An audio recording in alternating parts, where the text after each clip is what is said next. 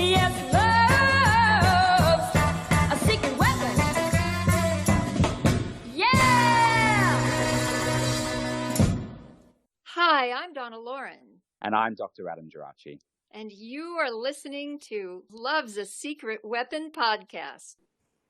Well, welcome back to Love's a Secret Weapon. And today we have a treat for you, our listeners. Meet Janis, Donna's BFF, who was the reason for Donna's destiny to attend her high school prom with a young man who ultimately has become the love of her life, Donna's husband, Jared. Janis, welcome, and please start by telling our Love's a Secret Weapon community how you arranged to include Donna, who had already left high school to become the Dr. Pepper girl, to attend and perform at the prom for your class of Winter 65. Hi, Gianola. Fantastic. Welcome. Hi, Adam. This is very nice to meet you. This is amazing. I'm not very techie, even though I'm a teacher, but, well, you know, I think Donna knows this story better than me. Gianola. You tell it perfectly. Wasn't it that I went to the band teacher? Oh, right. Mr. Payne. Right. I went to the band teacher and asked him if you could please attend. And you did. Oh, remember, it was called the Crescendos, remember? That's right. The Crescendos. So that was that the Venice High School's house band, or that was their jazz band, right? Yes. Yeah. And Donna, you had known Miss. I was in his class, in the 10th grade. You were in his class, correct? Yeah. Uh-huh. And so Donna got to join all of her friends at Venice and me, and Jared was there. Yeah, I mean that part you weren't kind of involved in. That was my Uncle Lou's girlfriend at the time, who later became my Auntie Anne. It was Jared's Aunt Anne, and she introduced us, and he became my prom date. I absolutely remember that. Yeah. You remember who I went with? No, who? Jimmy Richardson. Oh, okay. Thank you for jarring my memory. So Jared and I, when we became a couple, realized that we both kept that original photo that we took at the prom. And then we ultimately used that for our wedding invitation. How lovely. And back then particularly, I think some of the photos I've got are some very sort of dodgy color ones from the late 90s when I went to my prom, or formal, as we call it here, but just those beautiful old black and white photos that are always so spectacular. And I'm glad, Donna, you got to attend the prom. But Janis, take us back to before the prom. How did the two of you meet, and when did the two of you meet? Well, we met at Daniel Webster Junior High School in West Los Angeles. Mm. Yep. And Adam, it was in 8th grade. Lovely. Yep. When we were 13. That's right. We were 13 years old. I'm the elder because I'm March 7 and you're March 13. So I'm always 6 days older than you. That's right. And how we actually met was being that Donna is a Z and I am a W. In those days, they would put us in seats according to our last name, alphabetically. Mm-hmm. So in several classes, Donna sat in back of me. Yeah, because usually there's not a student with an X, so you're going to be pretty close. True. That's true. And we were talking about this. Donna, did we actually meet in Mr. Condon's room? Oh, gosh. Was he cute or what? Oh Adam, my gosh. We had this young history teacher, Larry Condon, and he loved Mantan. And he would always come to class with a fresh, kind of orangey, bronzy, looked like copper tone tan that came out of a bottle. And everyone admired him. He was the cutest boy at school. He was the cutest guy at school. But how old do you think he was? Maybe like 25 or something? He was a new teacher. I think, when we were in his class. So he was probably in his early 20s, Don. Yeah. And then we had Mr. Carfagna, our Spanish teacher. See. Is that what you We took away did. from the class? See. So we were only in a few classes together, but whenever we were in class, there was the W and there was a Z. Yep, yep. Fantastic. And I imagine, Donna, at this time, around this time or a little bit later, is when you were probably starting to, amp up in terms of auditions and things like that. So you were probably in and out of class. Well, yes and no. That started when I was 7 years old. So that was like a continuous thing. But when Janis and I had an opportunity to kind of recall some of our memories, I have spoken about one person at Daniel Webster Junior High that was fairly significant. And she was the girls' vice principal. So I ran these stories by Janis, and that Mary Rank, to me, she never did anything to you, though, did she, Jan? Oh, no, not me, Donna. No. You never wore black patent leather shoes where she could come up behind you and say, I can see the reflection of your underwear in your patent leather shoes. Now you have to go pick up papers in the yard for 30 days. 30 days. Inmates don't get that. Had to do. She had it in for me. And our listeners probably remember that story from quite a few episodes ago. When you sort of ran into Mary Rank and she kind of told you off for wearing those shoes. But And Jan, you remember that, right? I do, absolutely. Did you share with Adam what transpired after your performance with regard to your song? Oh, Hands Off. You mean when she closed the curtain on me? Yes. Yep, you do, and you remember that, Janis. So could you remind our listeners sort of what you remember of it?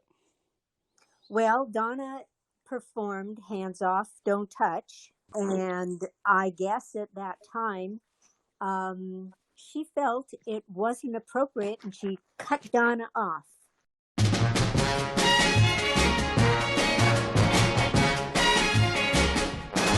Hands off, don't touch, 'cause I could learn to care too much. Now even if you catch my eyes staring at you, oh, don't do what they're begging you to, yeah, just to keep away from my heart. Hands off, hands off, to stop there, because your lies might get you somewhere. And then I'd be another broken heart on your list. Oh, so don't do what you usually do, yeah, just to keep away from my heart. Hands off. You're looking like a movie star now, but just to stay where you are now. I could be the last of your romance, but I'm not taking any chances. Hands off. That's right, 'cause I could go for you tonight. If later on I change my mind, don't listen to me. Oh, please don't do what you're fixing to do, yeah, just to keep away from my heart. Hands off.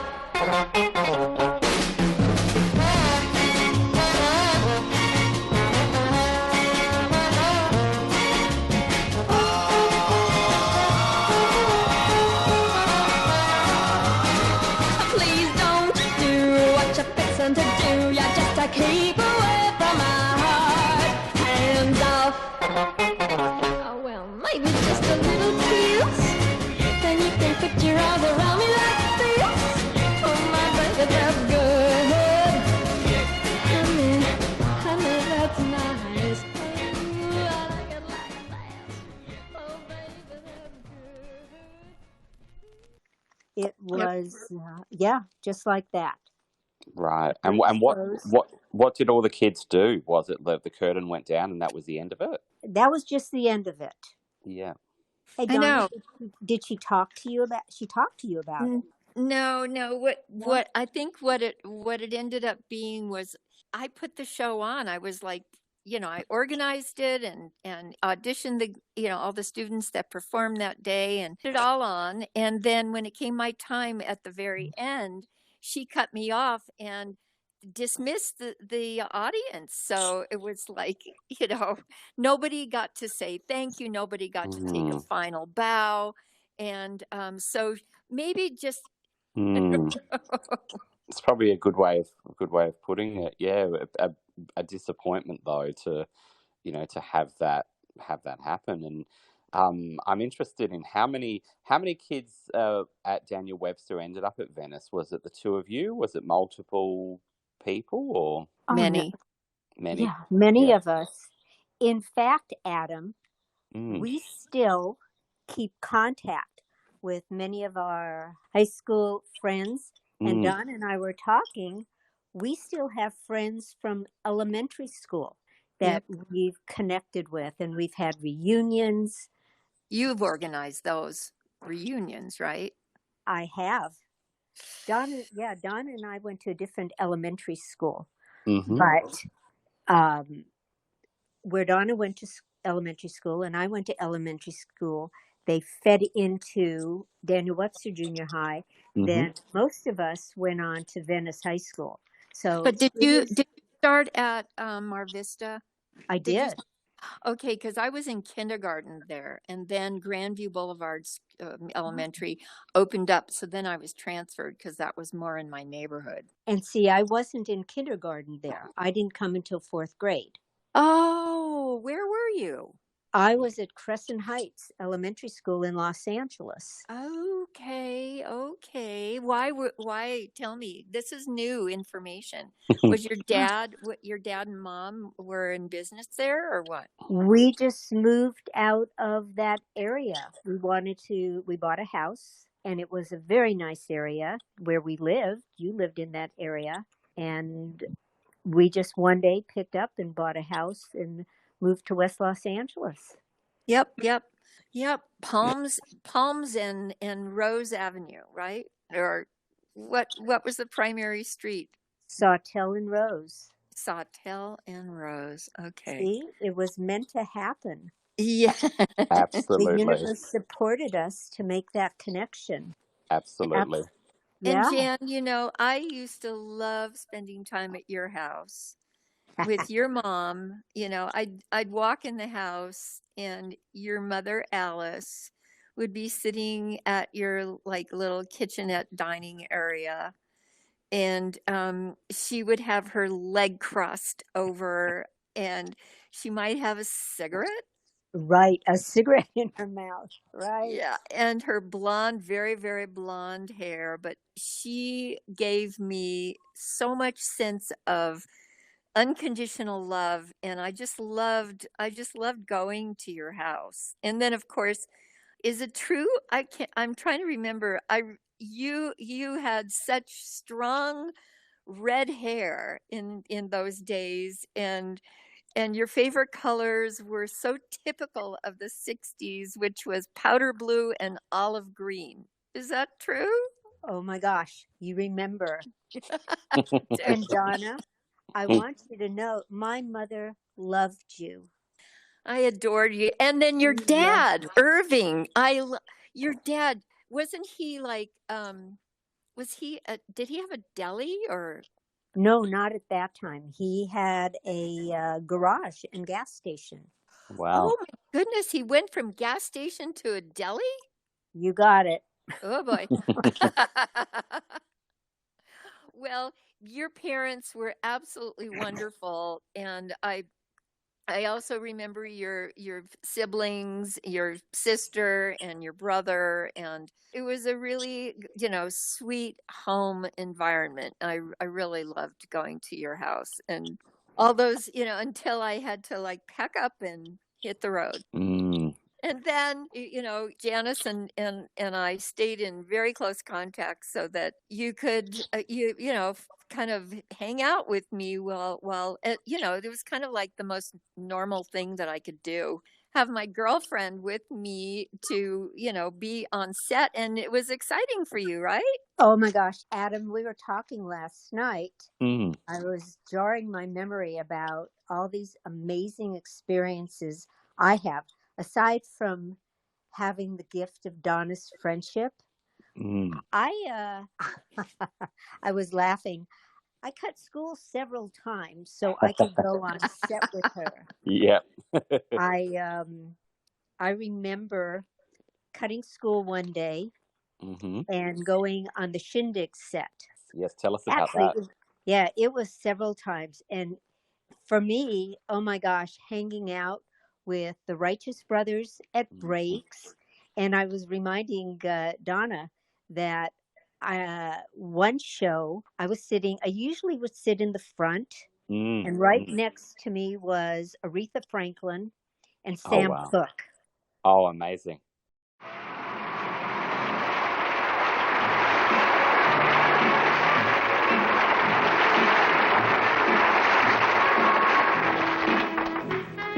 Wishing and hoping and thinking and praying, planning and dreaming each night of his charms that won't get you into his arms.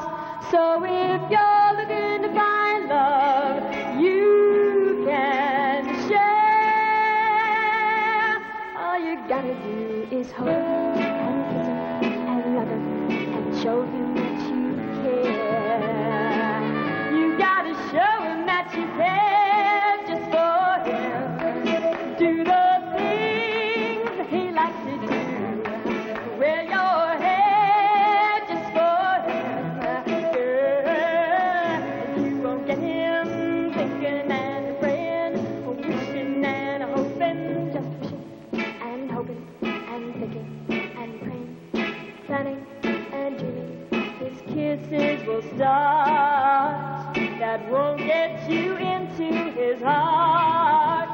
So if you're thinking how great true love is, all you gotta do is hold and love him. Yeah, just do it. And after you do, you will be his. You will be his. You will be his.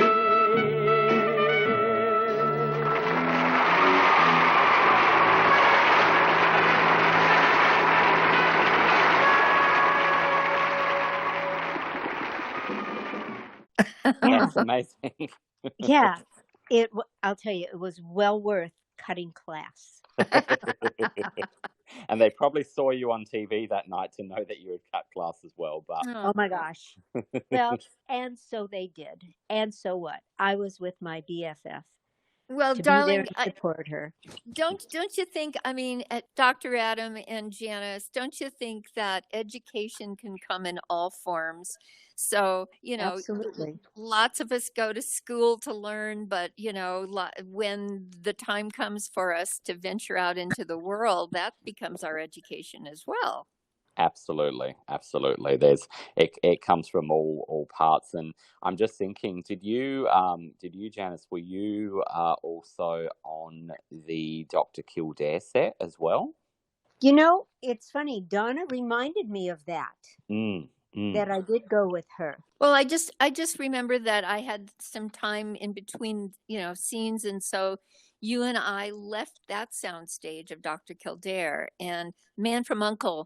was, a huge hit show too, and so we wanted to see David McCallum and Robert Vaughn, and we did. Bold, daring, unpredictable. The Man from U.N.C.L.E. with Robert Vaughn and David McCallum. Friday at 8:30, 7:30 Central Time on NBC.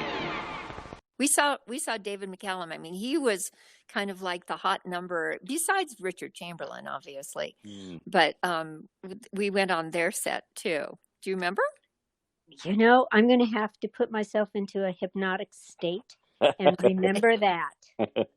I do remember the dating game. Oh, yes. Well, I was with Donna. Well, maybe let's talk about that one then, because the dating game's quite a memorable one. We've Donna's told our listeners before about that and if that followed. But what do you remember of the dating game? Weren't you maybe feeding Donna some of the answers or trying to suggest which date she should go for?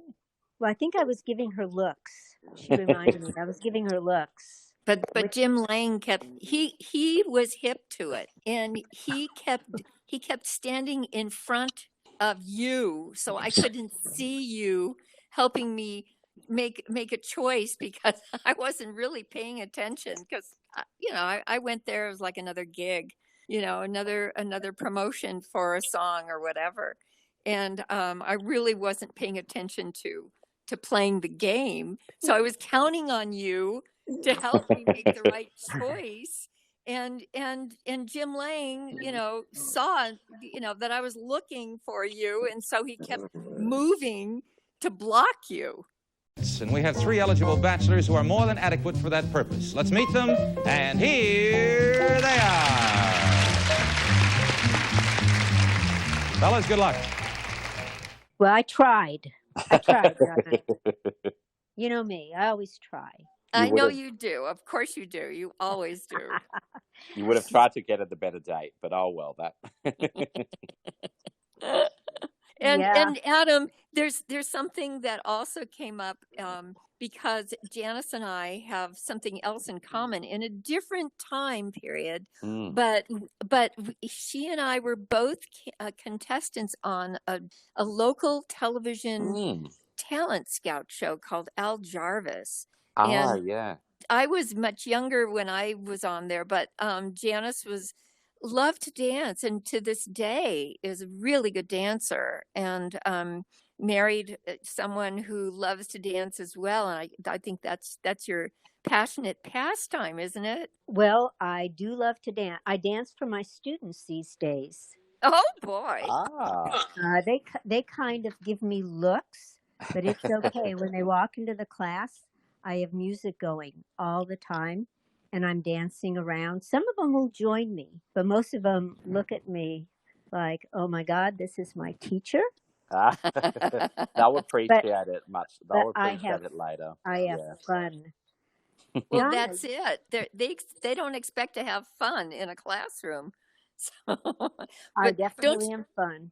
Why don't you explain to our listeners of Love's a Secret Weapon community, what you chose to do with your life once you graduated high school, went on to college, and created a career for yourself?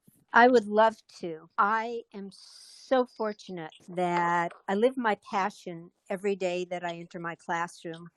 I'm a special educator since, 1976. It's not 1776, so you're very current.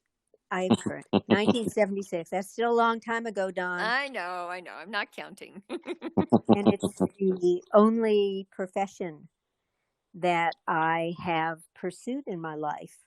I actually work with students who are all general education students. They're all in general education classes. They are kids who have been diagnosed with attention deficit disorder or attention deficit hyperactivity. Lots of kids on the autism spectrum. A huge majority of my students go on to college, go on to careers, go into the service. But I started out here in California. Actually, I taught in a psychiatric hospital. Oh, wow. Yeah. Loved it.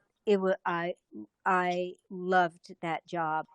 And I taught in Cerritos. And then my husband and I moved to Washington, to Seattle area for 13 years. So I taught up in an area called Maple Valley outside of Seattle.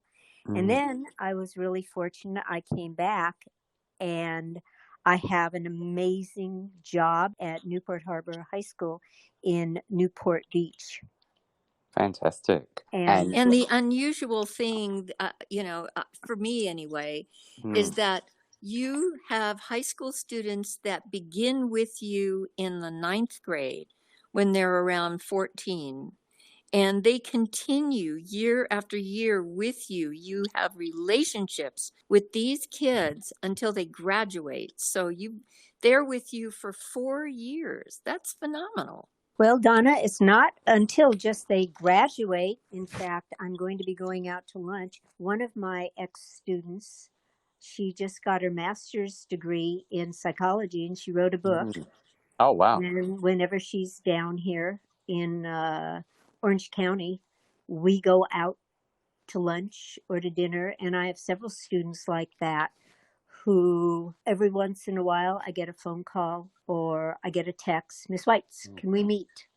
Let me tell you about my life.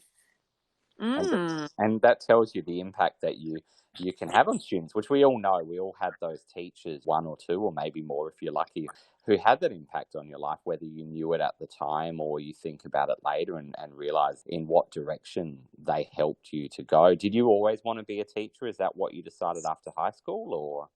Well, it's interesting. I remember, Donna, do you remember Grandma Schiff? Of course. Well, growing up, my grandmother always said to me, I really want you to be a teacher. So when I went to college, it was either a lawyer or teacher. I was interested in law, but I got involved with an organization that worked with disabled kids. And I don't know, I fell in love. And as I shared, my passion is, it's my kids. My kids are important to me. And what you've done is you've created a surrogate family, that spans beyond their education with you. And have you met with any of them to see, beyond their career when you visit with them, that they've gone on to create their own family? And have you met any of them? Actually, I have a student who has 3 children, and I'm like their grandma. I don't know if I ever shared with you, Donna, my student Brian. He lives up in Seattle. In fact, I just talked to him the other day, and I always joke with him. I say, "So, how old are you? How can you be 40 when I'm only 29?" Okay. That is so sweet. And then you told me that just recently, after decades of pursuing this career, and you've been with the Newport Harbor School for quite a while, that you just received an honor. Well, I did. And, knowing me, I sort of hide behind the scenes. But about a month ago, just before school was out, I was asked to do something at an awards assembly, not knowing that I was going to get a Lifetime Achievement Award. And totally shocked. Totally shocked. My friends were laughing because I kept saying, so who's going to get the award this year? Who's going to get it? And Angela would say to me, Janis, just be quiet and listen. And then they called my name, and actually it was pretty embarrassing. Oh. It was embarrassing, but I just felt honored. And for me, Adam, I just do my job. It's my job. So, but it did feel good and it was an award given to me by my colleagues, which made it even more special. Yeah, absolutely. Really lovely. Like, you don't do it for those things, but it is nice to be recognized and to be able to reflect a bit on all you've done over so many years. I applaud you. Thank you. And what does life, we've spoken about the past, and you've obviously got, very good memories of those times at Venice and around that time as well. But what does life look like today besides your teaching? Oh my gosh. What's my life like? I have to share in the last couple years doing Zoom. My whole life has been centered around my students, supporting them, putting in hours and hours and hours of extra time. But I, like Donna said, I love to dance. And you And love theater. oh, that's right. I do that a lot. In fact, I'm excited, Don. I'm going to go see Hamilton. And yeah, so I do a lot of theater. And I participate in a lot of activities. I don't know if I told you, Donna, I did dancing with the teachers at school. Really? Oh my gosh, I thought I was going to die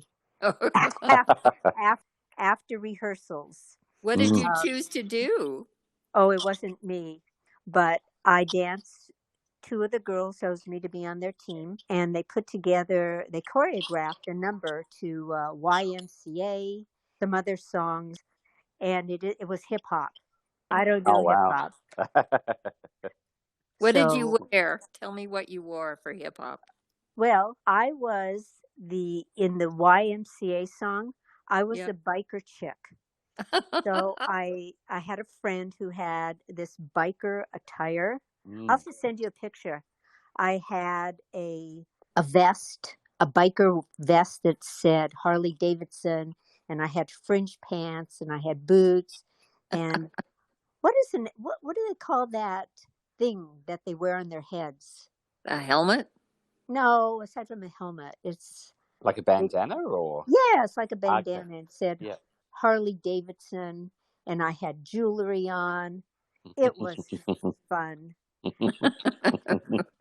I just love to have fun. Fantastic. And we never asked you, did you, all those years ago, in the Our Java show, did you win the talent contest on that, or? It was fixed. I didn't win. Fixed. Oh. That's why it was fixed. But they asked me to do it again this coming year. But I said, I will dance, but no hip hop. You have to find me someone that can cha-cha and merengue. That's right. That's right.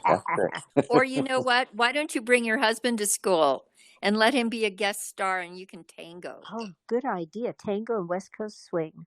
Good idea, Don. Please be with the partner of your choice, for goodness sake. Does he dance as well? Oh yeah. Oh yeah. Oh yeah. Yeah. Fantastic. Oh yeah, he takes it very seriously. As he should. Absolutely. Yeah. Do and Adam, I want to also remind Janis and our listeners that you know, as all this, you know, time has gone by in our relationship, that when it was time for us to turn 50, that Janis was living in Seattle at the time, and we both loved Andrea Bocelli, the opera singer, and he was performing in that spring of March, and so I was living in Hawaii at the time and flew up to Seattle and spent a few days with Jan, and we went to see Andrea Bocelli for our mutual birthdays. So Donna, you were 50? How old were you, Janet? 29. On one side. Hey, no, Don, but remember, I'm younger than you. I'm younger than you. I know. A minute. But just thinking about Andrea Bocelli, Janis, remember, I mean, that man was so elegant. You know, he made it feel effortless, that he sang for probably 2 hours or whatever, but he was just so effortless, and he just lulled you into his beautiful voice. Remember? I do. And this, Donna, this was before many people even knew who he was. Yeah. He had not become a huge sensation like he is now, and he's a legend. But boy, you and I turned on to him, and that was an unforgettable celebration, turning 50. And how often do you guys see each other? Do you I guess you catch up a lot on the phone, but do you have a chance to catch up? Catch up. Well, when I lived in Los Angeles, sometimes we would go down to Laguna and meet up with Janis and Ray for a walk along the beach, or a dinner and spend some time together. Since I've moved to Arizona, it's been a little bit more difficult, and with coronavirus, it's all the isolation. So we haven't seen each other in at least, I would say, 3 years. Well, Right, when you Jan? lived when you lived in Idlewild, when I came out to the desert, Oh we yeah, got together. absolutely.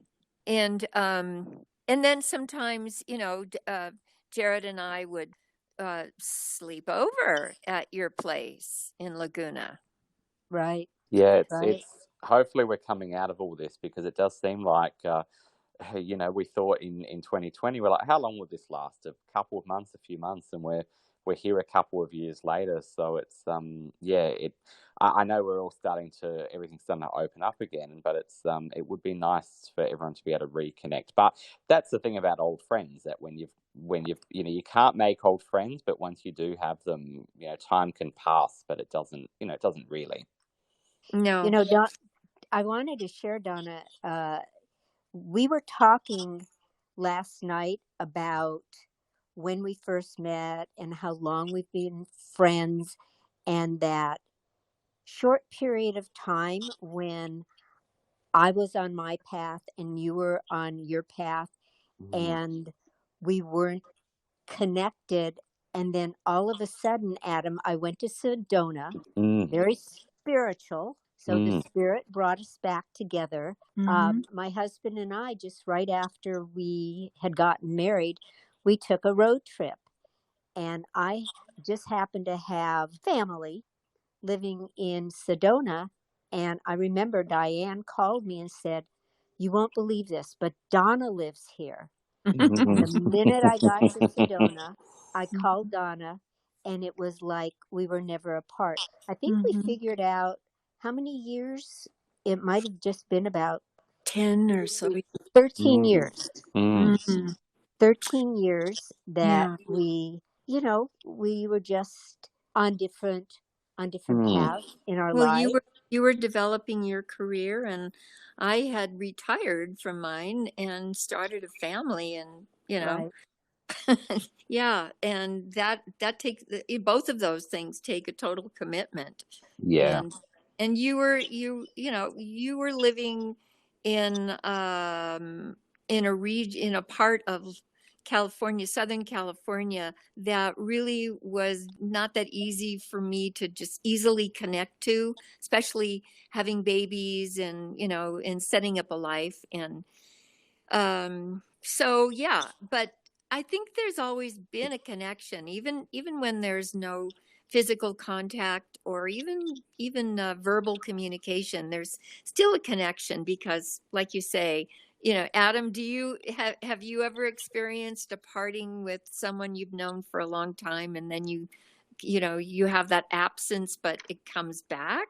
Yeah, absolutely. The people, like you said, you go in different directions. You finish school sometimes, and we've gone off to different places. But there's been a couple that have ended. You always end up back in each other's lives because you do have that connection. I caught up with it was before COVID now, but I caught up with an old friend who I hadn't seen since primary school, since we were 12 years My old, and it was just lovely to do that. I've got a wonderful little picture, and it looks like we look very different, but no time has passed. You're much taller. You're much taller. And we could drink wine. We were so. Ooh. But yeah, absolutely, and because both of you ended up back at Venice High a couple of years ago, is that right? We did. Yeah. There was a big celebration, like a Hall of Fame kind of thing or something like that. You know what it was, Don? It was their 100th year anniversary. Okay. And you were, do you remember you were in the parade? Yeah. And then met up with you after. Yeah. Yes. And you were with Pam and Susan. And Kathy and Stephen. Yeah. And Susan. Yeah. And is the statue of Myrna Loy still at the front, or is that long gone? Oh, yeah, for sure. Because yes. I think our It's listeners would remember Venice High, if nothing else, but from the setting of Grease, of course. yes, but Right. let's get back to Myrna Loy. She's gained a little weight. She's, every year she got graffitied. So, every year she got a new coat of paint. And by now, she looks like Arnold Schwarzenegger. She's got so many layers of paint on. But, to prevent that graffiti, they built a kind of like a royal guardrail around her so that, she's now protected. Well, that's good. At least it's not a box, because no one puts Myrna Loy Oh in a gosh, box, particularly. that I would love be terrible. No, she's still alive and well, definitely. Donna, did you share with your listeners that you were inducted into the Venice High School Hall of Fame? Well, I don't think that we've, No. we're in my reading right now. It's interesting because you and Ray came to visit in the early part of when Jared and I moved to the Big Island of Hawaii. At least within the first year or two, and spent some time with us up in Kohala. And that's kind of where the reading is right now. So I haven't gotten, any farther in my storytelling to talk about that. But yes, I received an invitation, and it was really kind of strange to go back and stand in the football field or the track, multiple purpose track field, football field, where the bleachers still are from where John Travolta was singing in Grease. And what's his name? Bo Bridges was among the guests that were inducted as well. Does the school look pretty much the same as it did back then? Oh yeah, identical. Yeah. Except that the neighborhood is, Los Angeles is one of those anomalies that used to be. Venice High School was located in an area like close to the beach. And so it was not an upscale neighborhood. There were small houses, like little beach homes, alternative homes, some apartment buildings. And now there's a road called Abbot Kinney. And Abbot Kinney is now like Celebrity Row, where, so many people like Gwyneth Paltrow and people like that have moved west into that area. And it's just amazing to be in that neighborhood where the little tract houses and the old apartment buildings that surrounded Venice High, in this very middle class, moderate, but multicultural, because everyone of every ethnicity and nationality, went to Venice High, and which was an education in itself. But now going back, when I went for that evening, you're in a million or a multi-million-dollar neighborhood because of how valuable land and properties are in Los Angeles near the ocean. I guess all those places that you both grew up in would be worth so much now, like Mar Vista and the surrounds would be very different neighborhoods to what they were back then. They are, but they're I don't know how much they've changed, because I tended not to kind of revisit that. But I have to say that I'm going to veer off a tiny bit, but Jared's best friend, Phil, who lived on Charnock and Sepulveda. We know that neighborhood, Jan. Right. Yes. So Sawtelle is like the next street over from Sepulveda, which is adjacent to or parallel to the 405, which is a major conduit freeway. And Phil's house was located right there. So in 2015, he passed away, and Jared and I were very close to him. And so I knew that neighborhood like the back of my hand. Jared wasn't as familiar with it. So I was behind the wheel taking Jared wherever we needed to go and help Phil during his final days. But, I avoided my old particular vicinity, but I traveled on Palms and I traveled on Sawtell and went back to the old hood and yeah, it was it's like karma, weird karma that takes you back to something that's so familiar, but in a very different way. Very different way. Do you still know people in the neighborhood, Janis? I have not been back in that neighborhood for probably 10 years. Actually, one day we had to go to Los Angeles, and it was a nightmare getting back to Orange County. So I said to Ray, let's go visit the old neighborhood. So, Donna, I rode by my old house on Rose Avenue. And has it changed? You wouldn't even recognize my house. Oh. And then we went down to Venice Beach and parked and walked. And it brought back some warm feelings. Oh, good. Yeah. Did you walk the promenade? We did. Maybe it was more than 10 years ago, 10, 15 years ago. It was a long time ago. But I have wonderful memories of being raised in West LA, hanging out in Westwood. Donna, do you remember when we used to go shopping? Shopping and movies and sure, absolutely. Yeah, Adam, I remember going shopping with Donna, and we'd be walking along and these people would stop and they would look. They knew Donna, and I just kept walking. It's like, oh, good, they know who my friend is. That's lovely, and we're talking obviously a lot about the past, but it really sounds like you've got so much going on, Janis, in your life and in the work you do, and that you're really passionate about it and derive so much meaning from what you do. Oh, absolutely, absolutely. Are you ever going to retire? How do you spell that? Yeah. I think we got the answer there.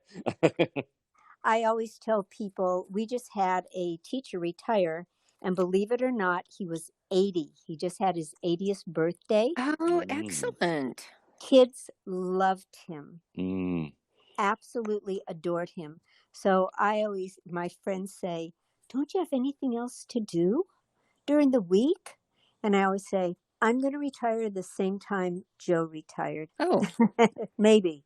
Yeah, maybe. I mean, I had a mentor who worked at the university who worked until her late 90s. So, wow. Yeah. Yeah, I mean, look at Mick Jagger. He's 79 years old and he's still lifting his T-shirt up when he's doing a concert. Oh my gosh. Well, Adam, you could probably relate to this. Being in education, I'm afforded the opportunity of going into all different classes, science classes and history classes and English classes. It keeps my mind sharp. I have to be on top of my game every day I walk into that classroom. That's so true. I don't have time to retire. No, I know what you mean. I was thinking about this the other day that my partner's a high school teacher and I work at a university, so we're both in education. But where I work at the moment, there's not a lot of students because a lot of the university is online. But we had a whole lot. We probably had about 40 come to the building for the week, and being directly across from students and talking to them about their projects and helping them shape those. Yeah, you realize you sort of come away with, hey, I do kind of know some stuff. I've learned a few things I can impart, but just that one-to-one interaction, it really nothing beats it. There's nothing better. Absolutely. And my husband and I, we don't have any children. So I feel like I've had hundreds and hundreds and hundreds of children. Yeah, absolutely. I've given birth hundreds of times, Donna. And you still kept your tiny waistline. I still have my tiny waistline. Well, and time is irrelevant, so that You know, it's just an attitude of having, Absolutely. you know, a radiance and a vibrancy and a vitality that, you know, you'll set a precedence, you know, for how young people see someone like you, and say, oh my God, you know, that's who I want to be, you know, when I grow up. you When know? I'm 29, like her, Yeah. exactly. That's right. That's right. That's so true, Donna. So true. Yeah, You because, know? you know, I find, now this is a little bit of, you know, my philosophical side, but, you know, I just find that in America anyway, I don't know if this is true in Australia, but I just think American culture, at least my experience has been, you know, you're born, and the moment you're born, you have this idea fed into your brain that one day you're going to die, and there's an attitude of the fear of aging, and everyone wants to look young, and everyone, you know, it's like you don't want to grow old. And the I you know, the idea of seeing how life can mature and generate more and more energy and have so much interaction and create a history. So you know, it takes away the fear of thinking about an end, you know, and getting back to, you know, our philosophy here in our Love's a Secret Weapon community is staying in a present state of mind. Absolutely. Yeah, just I think we talk about this a lot. This idea that, you know, it's, of course it's good to look back and to reminisce, but at the same time, the present is, you know, can be pretty fantastic, and keeping busy, doing things in life that are meaningful to you, and having those relationships. That's what allows people to sort of flourish at any age. And I think you're right, Donna. We don't do it very well in a lot of the countries we're in. Maybe Europe does it better, I think, where Yeah. we don't see age as something that has to be feared. Or, I mean, I'm saying that now, but last night I put on so many face creams you wouldn't have recognized me. So, you Oh, know. I wish that we weren't so far away. I'd love to be cheek to cheek. So, oh, you know what? Something just popped in my brain, because here we're talking about you being a dancer, Janis. And I want to ask you how your foot is, meaning the one that I very unconsciously rolled over in my little red Corvette. Oh, you mean when you ran me over with your Corvette? Okay, wait a sec. Let's back up here. Well, not back up over your foot, but let's back up. We need to hear this story, please. Oh, you tell it, Donna. Donna had a new Corvette, and she had to come over to my house to show it to me. So you tell him what you did.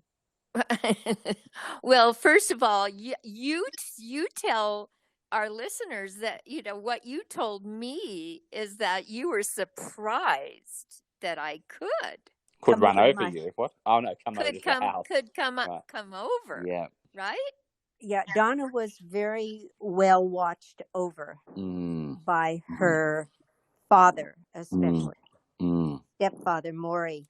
Yeah. So, yes, when Donna came over to my house, it was a celebration. She was not allowed to come over as often as our other friends were allowed to come over, or we used to have sleepovers. I don't know if kids still have slumber parties. We used to have slumber parties. Yeah, they Donna, do they? Okay. Yeah, they do. Donna was not allowed to come to slumber parties and spend the night.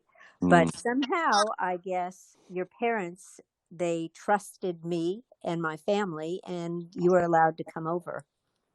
So you know, the day that I got my little red Corvette and felt more liberated, and I threw the key away from the shackles, I brought the little car, this magical little you know, red convertible, over to show Janis, and it was parked in her driveway, and we had a nice visit. And then when it was time for me to leave, she was standing right by the driver's door, I remember, and I put my car in reverse and very, very slowly backed out of her driveway, not knowing that her Tootsies were right there. Oh, no. Well, we're still BFFs, so Well, but no damage. you can still dance. I can still dance. And so the That's right. scars healed. They are healed, Don. They are healed. I Long mean, time ago. I remember you standing there going, "You're on my foot." Yes, I do remember that. Oh my God. Oh, gee. Oh, thank You goodness. didn't Thank end a goodness. dance career, yeah. Yeah, thank goodness for young bones, right? No kidding. No kidding. Oh boy. So, and one thing also I remember, you still have some of my vinyl, don't you? Donna, whenever you want them, they're up. I do. They're up in my cabinet. Would you mind And- reminding me? Do you remember which ones you have? Oh my gosh, I wish you had told me last night. I would have gotten them all out. That's okay. A lot of them. Crest Records, I remember. Do you remember Crest? Crest Records. Okay. So that was hands And off. Capitol. And Capitol. All right. Oh And gosh, I wish I would have taken them out. Some of them still have that little adapter in the middle. Remember? Oh yeah, the 45 disc. The 45 adapters. Yes. So I tell you what, Jan, Mm. you know what? When we air this and we have your photo, and you know, I'd love to have one of your photos. If you could just collect those 45s and maybe sit among them or something, maybe Ray can take a picture of you and we can show our people. Absolutely. Okie doke. Mm. Sounds Yeah. great. Fantastic. I'm just thinking of the old, here in Australia, the 45s didn't really need that adapter because they were kind of, the way it was set up, it could go straight into the record players here. But the American ones I've got, I need the adapter for. And I think I've thrown away my little wooden adapter for my record player. So I have not been able to play a 45 in quite a while, unfortunately. Oh, I know what you're talking about, Adam. It used to be a wide kind of Yes. It looked like I don't know what like an old fudgicle. Yes, that's a good way of putting it. And somewhere it disappeared. But I'm in the living room right now, and we're looking at all our vinyl, because vinyl is very back in at the moment. That I think something about having a tangible record as opposed to, you know, listening to everything online, having something you can get out and put on the record player is pretty cool. Do you still use a record player, Janis, or have you upgraded? No, upgraded. But Donna, I did give you, my father had one of your, what are they, 33 and a thirds, the big ones? The big one. Yeah. I recollect giving you that many years ago. Thank I you. did give you that one. Yeah, my dad had kept it. Aw, Fantastic. next to his pastrami sandwich with dill pickles. Right. This is going to be a very good, I think, for anyone listening that grew up at that time in that neighborhood. A lot of those memories of that deli and the gas station, potentially we're going to hear from people who remember those spots. And there are so many communities that are still like that. You know, Mm. there's so many small communities all over the world. Not everybody lives in a big city. And smaller communities are actually, I should use a word, that everyone can relate to, are trending because of transportation. People want to, form community relationships because we need each other to actually accomplish the kind of lifestyle that we all can thrive in. And so we need a local, not hopefully in the future gas station, but we'll need an electrical charging station and, and whatever alternatives that are good for our environment, and, and have them within walking distance, and have walking paths and, places. I know you and Ray walk along the beach when you can, don't you, Jan? We do walk along Dana Point. Mm. That's close by San Diego. It's like northern San Diego County. Dana Point is almost San Diego, just before Oceanside. Mm-hmm. Yeah. And I know And I know Adam, you walk Lucy along your lane, right? Absolutely. We're very lucky where we are in the neighborhood, where there's lots of green space, and there's a park and an oval. So there's always, kids around playing soccer or baseball. You've got to, when they're playing baseball, you do kind of have to take a wider sort of berth, down the Yeah. down the street. But, Yes. Yeah. I understand. But we've been very lucky because I think having a dog in particular, I think bonds you to people because they have dogs. You stop and talk about your dogs. And so we've been very lucky to make a lot of friends in the neighborhood through that. And so that we go over to each other's houses and we're down the road. And yeah, I think that community is really, really important. And sometimes we lose that idea because we think we want to live somewhere big and chain stores and all that kind of stuff. But I think more and more, and particularly in our neighborhood, which is a little bit more not grungy, but kind of got a bit more edge to it than some of the other areas, is that, you have the small cafes, you have the, whatever else, the sort of, ma and pa type stores. And it's really fantastic. I think I'm glad to be here. Yeah. Yeah. And familiar faces. I mean, like in my little community in southern Arizona, for instance, a couple moved in and opened up a coffee shop. Well, there is a tourist element that comes here because being in the desert, we are in a mountainous region, which is cooler. So people do tend to come on the weekend to just out of the heat. Well, this couple decided to cater to the local residents. And so they don't open on Saturdays to encourage tourism. They want the local family to, be their clientele. And it's amazing how it's reverberating in the community where now a restaurant just opened up and they decided not to serve on Fridays and Saturdays so that the local neighborhood, would frequent them and people would come together and be an extended family. Yeah, I think that's very brave, particularly, thinking you can get the big business or you can try to set values of what sort of community you want to have. So that's really cool. Yeah, it's a quality versus quantity, standard. And hopefully, among the three of us as we are gathered here and anyone who's listening, let's send that message out into the world. Yes, large cities are invaluable, filled with culture and beauty and pandemonium, etc. But let's face it, we all want to kind of be able to stroll down a lane and have the shade of a tree to comfort us and maybe hear the birds sing and look up and see a blue sky and wave to a neighbor. So I think that's all something that we have in common, and hopefully we'll move more in that direction.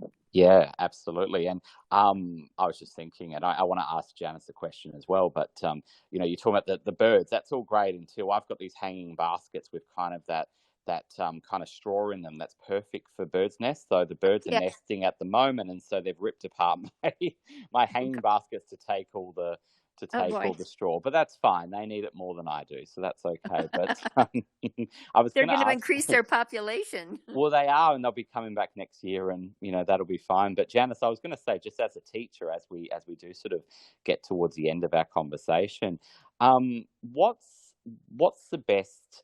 I guess, I don't know whether it's the best advice you ever got from someone regarding teaching or the best advice you could give up and coming teachers. I know I'm putting you a bit on the spot there, but what's something that you think is most important to being a teacher?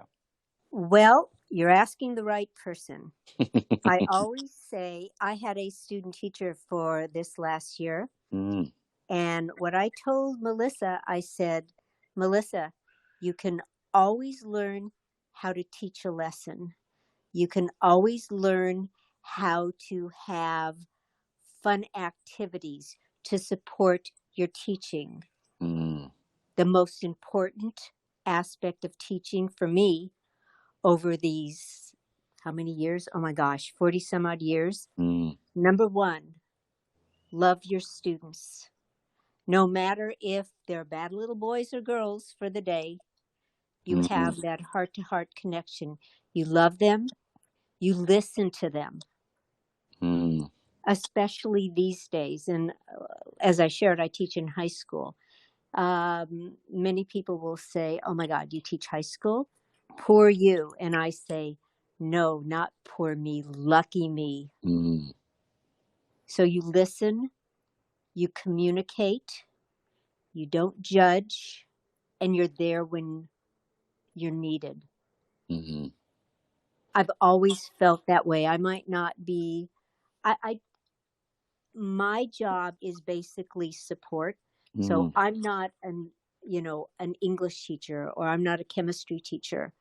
But I am there as a support for them, to let them know they can do it.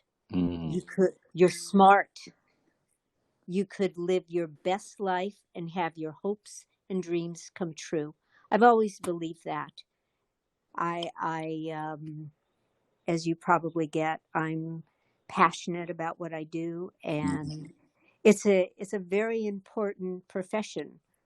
Unfortunately, not all people believe that these days. Yeah. If you have the latitude that you must have, Jan, in your particular environment and with people that you're working with, it's like you may not have to conform to certain rules that in, let's say, public school or parochial school, that confine, one's ability to be more creative, and then financially, lacking resources to embellish the way you teach. I mean, we're all kind of keeping our heads above water during these transitional times. But role models are really important, and you are definitely one. Oh, thank you. I try. And also, Adam, to just one more elaboration. I think my most important job, especially these days, like you said, Donna, in the times that we're living, I model love in my classroom. I want my students to, they're cute when I say, well, we have to love each other, and they laugh at me. I said, okay, we have to respect each other, and we have to listen to each other. That's love. But most importantly, care about each other, help each other. Yeah, absolutely perfect. Cannot think of a better way to talk about that. And I think anyone listening can think of those. You remember sometimes at school what you learned or what you liked about content, but ultimately what you really remember is those relationships. And I think to have teachers like you who are able to model those sorts of relationships and to show it in practice and to connect, I think that's what students take away from their experience that they remember forever. Yeah, and then in their family life, or maybe non-family life, they possibly don't have the support, and to be able to know the difference and go to school for 5-6 hours a day and be in a unconditionally loving environment, gives them the choice in life, to choose from possibly a dysfunctional home life and private life to an alternative way of living. So you're providing, not just modeling as a teacher, but an example for how to live. And love is our favorite 4-letter word on Love's a Secret Weapon. And so you have just put love on steroids, Sounds good to me. And Janis, honey, for everyone who's listening, my dear friend Janis Weitz is located in a beautiful community near the ocean. And yes, I will make it out there one day, and maybe you'll make it out my way. And Adam, I don't know if you're ever going to get back to the States, but we welcome you with open arms. And wouldn't it be lovely for Janis and I to bookend you? Absolutely. The minute we can Wow. travel again, now that things are slightly easing up in the world, we can't wait to do so. Oh my gosh. I mean, you, Janis, I told you, even though we're only audio, that every time Adam and I do a podcast, I always make sure to wear lipstick. And did you put some lipstick on for us as well? Of course. So, Adam, you just virtually put those cheeks out. So, Janis, you're on. Let's say you're on the right side. I'm on the left side, and let's give Adam a big smooch. Thank you so much for being on Love's a Secret Weapon podcast. You are on my mind, and I am where I must be. Laughing, walking, talking here with you. It's gotta be love. It's gotta be love, I know. Oh, oh,